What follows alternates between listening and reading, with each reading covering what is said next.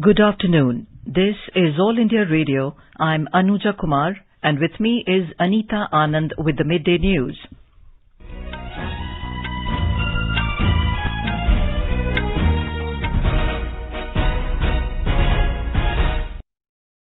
The headlines. NDA retains power in Bihar, secures absolute majority by winning 125 seats in 243-member assembly. BJP sweeps assembly by polls in 11 states, bags 19 out of 28 seats in Madhya Pradesh. Prime Minister Narendra Modi thanks voters for decisive mandate in favour of development. Prime Minister to inaugurate a new state-of-the-art complex of Income Tax Appellate Tribunal at Cuttack in Odisha today. COVID-19 recovery rate improves to 92.79%. Union government brings online news and audio-visual content under the purview of Information and Broadcasting Ministry.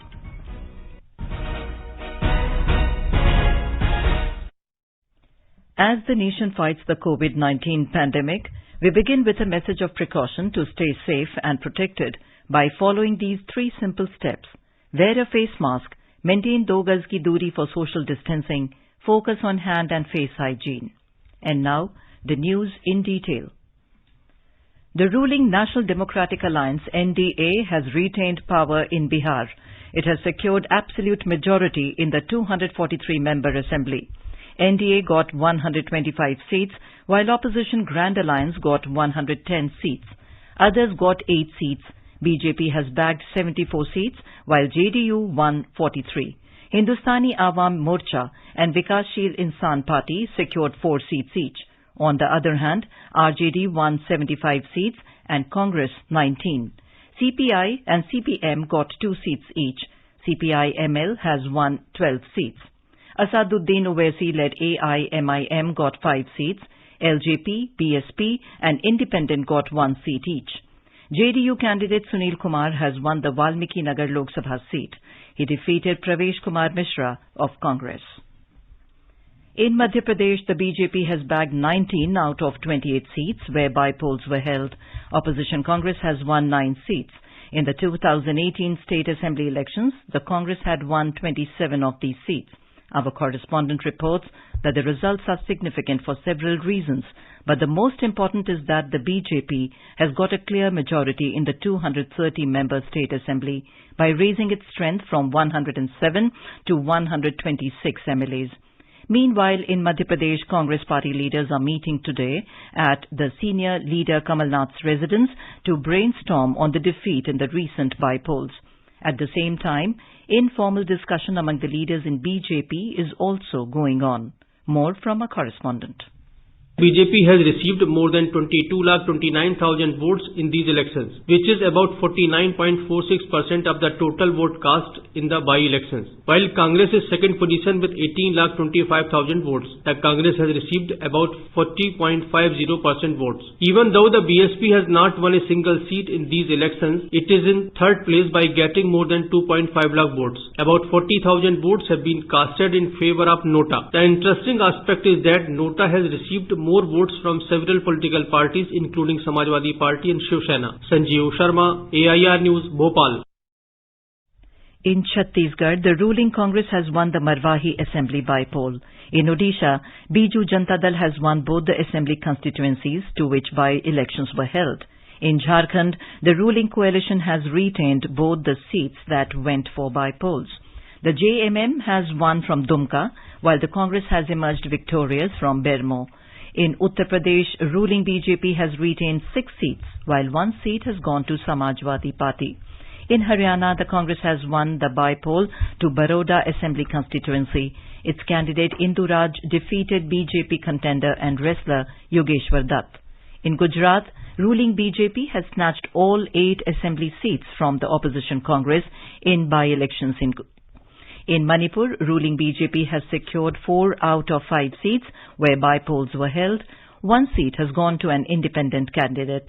In Nagaland, Nationalist Democratic Progressive Party has bagged 1 seat, while independent candidate bagged another seat which went to by-polls. In Karnataka, BJP has bagged both seats which went to by-polls. In Telangana, BJP candidate M. Raghunandan Rao won Dubak Assembly constituency, where by-poll was held. Prime Minister Narendra Modi has said that Bihar taught the world the first lesson of democracy, and today again it has told the world how democracy is strengthened. Thanking people of Bihar for their mandate to NDA, Mr. Modi said democracy once again won in Bihar with the blessings of the people. He said a record number of poor, deprived and women of Bihar voted in large numbers and gave their decisive decision for development. Mr. Modi said each and every voter of Bihar has clearly stated that their priority is only development. The Prime Minister said NDA's good governance is getting the blessings of people even after 15 years shows that what are the dreams and expectations of Bihar. He said the youth of Bihar has made it clear that the new decade will be of Bihar and Atmanirbhar Bihar is the roadmap. Mr. Modi said the sisters and daughters of Bihar voted this time in record numbers and showed how big their role is in the Atmanirbhar Bihar. He expressed satisfaction, saying that in the past years, NDA got an opportunity to give new confidence to the women power of Bihar. The Prime Minister said people from every section have relied on NDA's mantra of Sabka Saath, Sabka Vikas, Sabka Vishwas. He thanked all party workers. Prime Minister Narendra Modi has thanked people of Manipur for once again reposing faith in the development agenda of BJP. He congratulated Manipur State BJP for the phenomenal wins in the by-polls. He thanked the people of Dubak for blessing Telangana BJP. Mr. Modi said this is a historic win and gives us strength to serve the state with greater vigor. The Prime Minister said BJP's victories in Rajrajeshwari Nagar and Sira in Karnataka are extremely special. He said it reaffirms the people's unwavering faith in the reform agenda of the centre and state government under B.S. Yediyurappa. He said bond between the people of Gujarat and BJP is unbreakable. Mr. Modi said this affection is again seen in the 8 by-polls where BJP Gujarat made a clean sweep. Mr. Modi said, powered by the progressive agenda of the government under Shivraj Singh Chauhan and the hard work of BJP Madhya Pradesh, our party has emerged as the unparalleled choice of the people. Mr. Modi said in Uttar Pradesh, the pro-people policies of the centre and UP government under Yogi Adityanath have endeared our party to the citizens.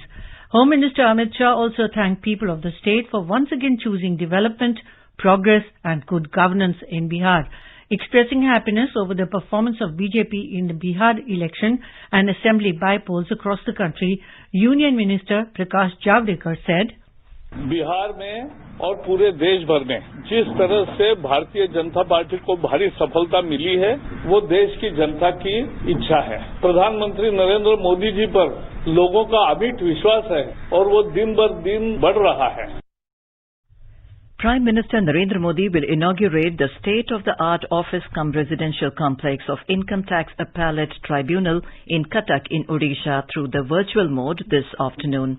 The program, to be conducted through video conferencing, will be attended by Union Law Minister, Petroleum Minister, Chief Minister of Odisha, Chief Justice and judges of Odisha High Court, among others.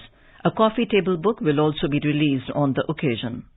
Income Tax Appellate Tribunal, or ITAT in short, is an important statutory body in the field of direct taxes. It was the first tribunal to be created way back in January 1941 with 3 benches, one each in Delhi, Bombay and Calcutta. The Cuttack bench in Odisha was set up in May 1970 in a rented accommodation and has been functioning without a building of its own since the last 50 years. The newly built office-cum-residential complex spread over an area of 1.60 acres of land will have necessary modern facilities like e-court and e-office for ITAT to function smoothly in about 2,000 square meters of office space. The complex has been constructed at a cost of about 17 crore rupees. Girish Chandra Das, Bhubaneswar. Prime Minister Narendra Modi, along with Prime Minister of Vietnam, Nguyen Xuan Phuc, will co-chair the 17th ASEAN India Summit tomorrow. The leaders of all 10 Asean member states will virtually participate in the summit. The summit will review the status of ASEAN-India strategic partnership and take stock of progress made in key areas such as connectivity, maritime cooperation, trade and commerce, education and capacity building. The leaders will discuss ways to further strengthen ASEAN-India engagement and in this context will note the adoption of ASEAN-India Plan of Action 2021 to 2025. COVID-19 post-pandemic economic recovery and important regional and international developments will also be discussed at the summit. Union government has issued order bringing online films and audiovisual programs and online news and current affairs content under the Ministry of Information and Broadcasting. OTT over-the-top platforms including Netflix, Hotstar, Prime Video and online news portals are also now under the Ministry of Information and Broadcasting. The development was announced today in a Gazette notification. Currently, there is no law or autonomous body governing digital content. At present, the Press Council of India looks after the print media. The News Broadcasters Association (NBA) takes care of the news channels and the Advertising Standards Council of India is for advertising, while the Central Board of Film Certification (CBFC) monitors films. Heavy Industries and Public Enterprises Minister Prakash Javadekar today informed that the government has set up an inter-ministerial committee to strengthen the capital goods sector. He said these interventions will help the capital goods sector in contributing more actively towards the national goal of achieving a $1 trillion manufacturing sector. In a series of tweets, the minister said the 21-member inter-ministerial committee will be headed by Secretary of Department of Heavy Industries. He said the committee will work out ways and means to make the capital goods sector globally competitive and to become the manufacturing hub for the world. Vice President M. Venkaiah Naidu today virtually presented the second National Water Awards. He said water is a scarce natural resource which is fundamental to life, livelihood, food security and sustainable development. In a series of tweets, Mr. Naidu said, "It is our duty to take all possible steps for conservation of this limited precious resource." He extended his compliments to Tamil Nadu, which bagged the Best State Award. Maharashtra secured the second and Rajasthan got the third prize. The much-needed policy reform within the creation of Jal Shakti Ministry has given an impetus to integrate management of water resources with a special focus on demand and supply management. Soon after the creation of this ministry, Jal Jeevan Mission was launched with the aim of providing a functional tap to every household by 2024. It's a very ambitious focus. Simultaneously, Jal Shakti Abhiyan, an aggressive and time-bound water conservation campaign, was carried out from July to December 19, covering 265 districts across the country. You are listening to the Midday News on All India Radio. A reminder of the headlines before we move on. NDA retains power in Bihar, secures absolute majority by winning 125 seats in 243-member assembly. BJP sweeps assembly by polls in 11 states, bags 19 out of 28 seats in Madhya Pradesh. Prime Minister Narendra Modi thanks voters for decisive mandate in favour of development. Prime Minister to inaugurate a new state-of-the-art complex of income tax Appellate Tribunal at Cuttack in Odisha today. COVID-19 recovery rate improves to 92.79%. Union government brings online news and audiovisual content under the purview of Information and Broadcasting Ministry. For quick news updates round the clock, follow us on our Twitter handle at AIR News Alerts. चलो मिलकर एक शुरुआत करें, चलो एक फैसला आज करें, मास्क नहीं तो टोकेंगे, कोरोना को रोकेंगे, चलो एक इरादा करते हैं, चलो कुछ वादा करते हैं, मास्क नहीं तो टोकेंगे, कोरोना को रोकेंगे. Welcome back. The country's COVID-19 recovery rate has improved to 92.79%. More than 50,000 COVID patients have recovered during the past 24 hours. Health and Family Welfare Ministry said the total number of recoveries has surpassed the 80 lakh mark in the country.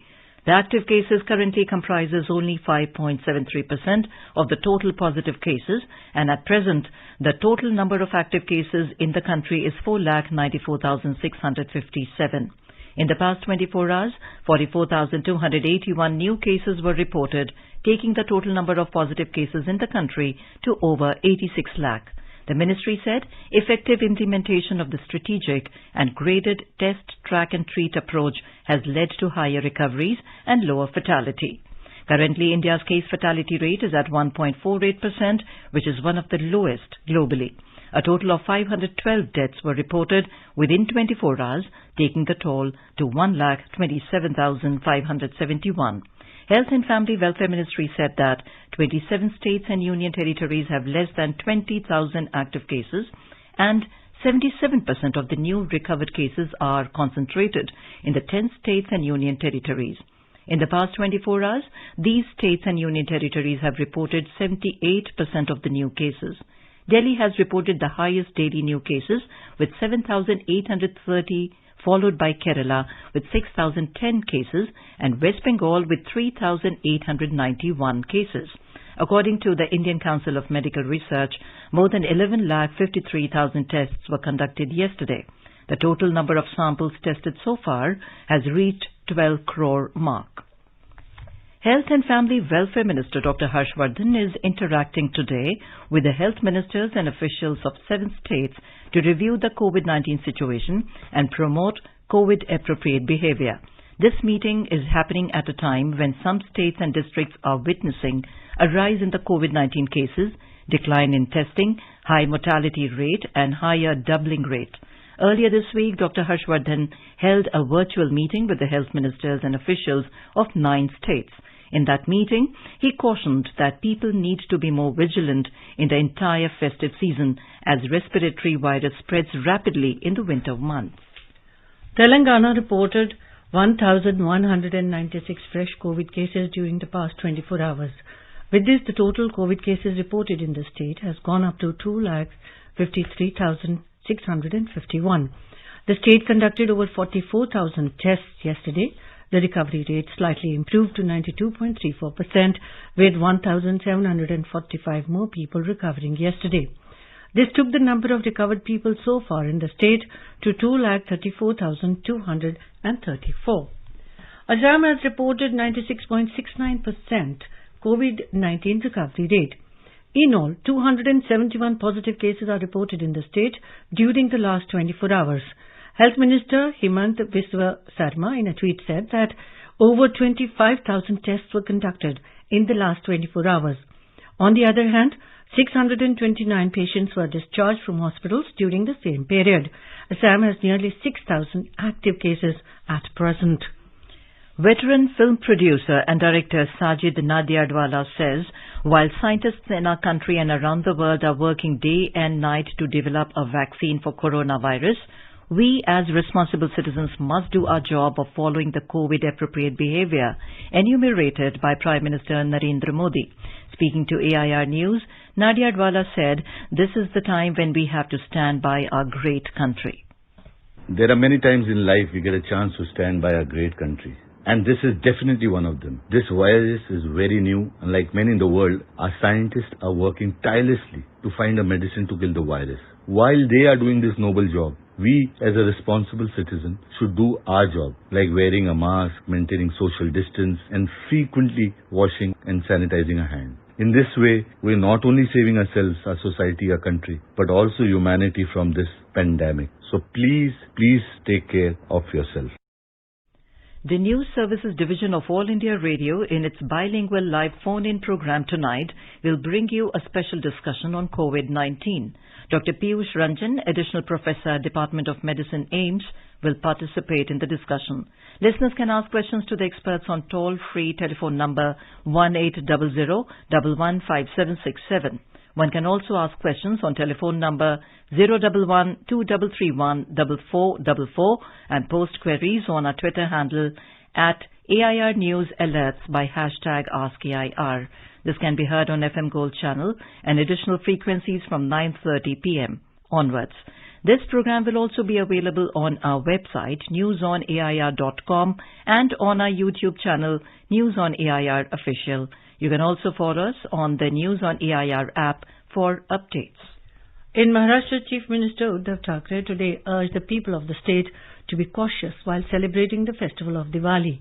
He said that he himself would be making use of social media to exchange Diwali greetings and appealed to people to take care of themselves during the festival to prevent COVID-19 infection. He said it should be one's priority to see that neither those at home and outside are infected because of the infection of COVID-19. More from our correspondent. With Diwali just a few days away, Chief Minister Uddhav Thackeray has reached out to the people of the state with an appeal to maintain caution. He said, due to the second and third wave of COVID-19, the situation has become serious in European countries. He said, in Maharashtra too, if people do not take care, then there can be tremendous rise in cases of COVID-19. He said, thousands of doctors, policemen, nurses and medical workers are working tirelessly by forgetting the festival. Thackeray said, schools and colleges have to be opened after Diwali. Hence, it is imperative to follow the golden rule of wearing a face mask, wash hands and maintain social distancing while celebrating the festival. Kunal Shinde, AIR News, Mumbai. The Andhra Pradesh government has given permission for bursting of green firecrackers only for 2 hours on Diwali festival, which falls on 14th of November this year. As per an official release, crackers should be burst only between 8 p.m. and 10 p.m. and the government has issued guidelines for the sale of firecrackers. The decision has been taken in view of the rising levels of pollution while adhering to the guidelines issued by the National Green Tribunal (NGT) to decrease air pollution. Nagaland government has imposed a complete ban on sale and use of firecrackers in the state from 10th of November to 31st of January next year. The ban was imposed considering an increase in number of COVID-19 positive cases in the state and the approaching winter season. It is likely for the elderly, children, persons with comorbidities and others to develop respiratory problems. The official communication said bursting of firecrackers releases harmful chemicals which have severe impact on the respiratory health of vulnerable groups, and such pollutants further may prove hazardous for recovered as well as active COVID-19 patients. In Gujarat, the state government has decided to reopen schools and colleges for education from 23rd of November. This decision has been taken in a state cabinet meeting chaired by Chief Minister Vijay Rupani at Gandhinagar today. Our correspondent reports that the guidelines have been finalized by the government in this regard. More from our correspondent. State Education Minister Bhupendra Singh Chudasama said that guidelines have been finalized after intense deliberations with all stakeholders. Schools for 9 to 12 class and colleges for medical, paramedical, engineering and other final year students will be allowed to reopen in the first phase. Schools and college buildings should be cleaned and sanitized before the reopening. Thermal screening, sanitizers and facility for hand wash should be available at all schools and colleges. 6 feet distance and face mask will be compulsory in the classroom. Schools have to follow the odd-even formula for class 9 to 12 on a 3 days a week basis. Consent of parents will be compulsory for all students. Online education system will continue for all students. Students will be encouraged to use personal transport and avoid public transport. Yogesh Pandya, AR News, Ahmedabad. Union government today termed a website Ujjwala Gas Agency as fake, which is claiming to offer LPG distributorship on behalf of PSU oil marketing companies. The Press Information Bureau of Government of India has advised the people to visit official websites of oil marketing companies at ipgvitrakchayan.in and petrol pump dealer chayan.in for authentic and official information. In Karnataka, Chief Minister B.S. Yediyurappa handed over 751 motorcycles to the Anti-Human Trafficking Squad in Bengaluru today. The bikes were procured under central assistance from Nirbhaya Fund. Speaking on the occasion, the Chief Minister informed that a sum of 7 crore rupees was given to the state from Nirbhaya Fund to set up women help desks in 700 police stations of the state. Under the Smart City program also, the state has received assistance for ensuring safety of women in cities. In Assam, girl students will be enrolled in the Sainik School in Gwalpara district for the first time from the 2021-22 academic session. Girls will be enrolled from 6th standard. The Public Relations Officer Defence in Guwahati said that this will provide talented girls from the state a golden opportunity to prepare themselves to serve the nation by joining the country's defence services. The school authorities will arrange for the necessary infrastructure, education and training facilities in the school campus to promote the all-round development of the girls of the region. Assam Chief Minister Sarbanand Sonowal has requested his Maharashtra counterpart Uddhav Thackeray to ensure the security of journalist Arnab Goswami. The family members of Mr. Goswami approached the Assam Chief Minister and informed that the security provided to him was not enough. After that, Mr. Sonowal talked to Mr. Thackeray in this regard. Hunar Haat will restart from today after a gap of about 7 months due to corona pandemic. Minorities Affairs Minister Mukhtar Abbas Naqvi will inaugurate it at Delhi Haat in Pitampura. US President-elect Joe Biden set out the blueprints for his transition COVID-19 advisory board. He has appealed to Americans to wear a mask as the best way to turn this pandemic around. Mr. Biden promised that he will get an approved vaccine manufactured and distributed as quickly as possible to as many Americans as possible free of charge. Armenia and Azerbaijan have signed an agreement to end military conflict over the disputed enclave of Nagorno-Karabakh. It follows 6 weeks of fighting between Azerbaijan and ethnic Armenians. The peace deal, which was signed by Russian President Vladimir Putin, President of Azerbaijan Ilham Aliyev and Armenian Prime Minister Nikol Pashinyan, came into effect last night. Under the deal, Azerbaijan will hold on to areas of Nagorno-Karabakh that it has taken during the conflict. Armenia has also agreed to withdraw from several other adjacent areas over the next few weeks. Armenian Prime Minister described the deal incredibly painful for him and the people. The new ceasefire agreement prompted anger in Armenia as protesters stormed the parliament and beating up the speaker.